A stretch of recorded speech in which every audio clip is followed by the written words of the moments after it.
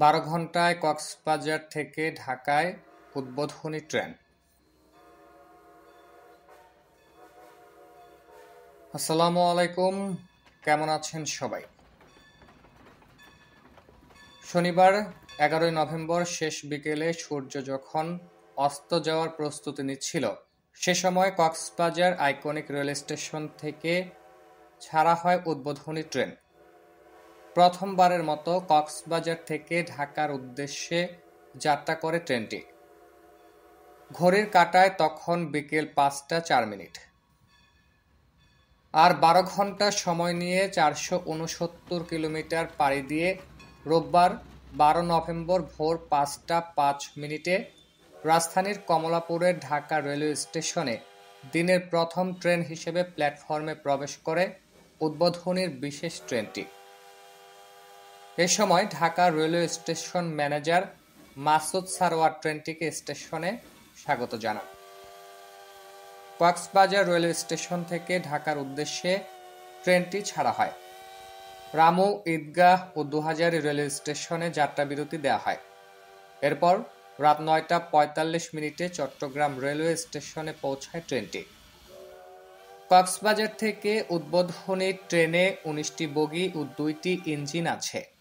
এর মধ্যে 4টি বগি ও একটি ইঞ্জিন চট্টগ্রাম স্টেশনে রেখে 45 মিনিটের যাত্রাবিরতি শেষে রাত 10টা 30 মিনিটে ঢাকার উদ্দেশ্যে রওনা দেয় ট্রেনটি।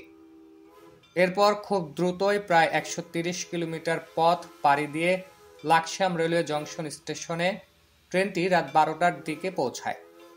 কিন্তু এরপর থেকে গতি কমিয়ে ধীর গতিতে চলে বাকি পথ আসতে সময় নেয় 5 ঘণ্টা।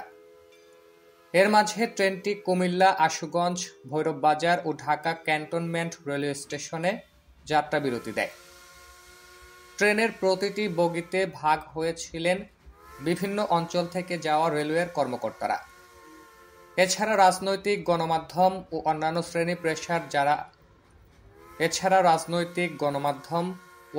শ্রেণী পেশার যারা উদ্বোধনী অনুষ্ঠানে দাওয়াত পেয়েছিলেন, তারা চট্টগ্রাম ও ঢাকায় এই ট্রেনে ফিরে আসেন। কোরিয়ান কোচের এই ট্রেনে 14টি শীততাপ নিয়ন্ত্রিত বগি আছে। আসনগুলো অত্যাধুনিক। সুইচের মাধ্যমে চেয়ার হেলানো যায়। পাশেই ফ্যান ও লাইটের আলাদা সুইচ। আসনের সঙ্গে রয়েছে টেবিলের মতো জায়গা। মোবাইল ফোন চার্জ দেওয়ার জন্য আছে আলাদা পয়েন্ট। বগির সঙ্গে থাকা দরজাগুলো স্বয়ংক্রিয়। যদি ঠিকভাবে না লাগানো হয় তবে শব্দ করে জানান দেয়। এর আগে শনিবার দুপুর 12টা 58 মিনিটে চট্টগ্রামের দোহাজারী থেকে কক্সবাজার রেলপথ উদ্বোধনের পর সেই ট্রেনে রামু রেল স্টেশনে যান প্রধানমন্ত্রী শেখ হাসিনা।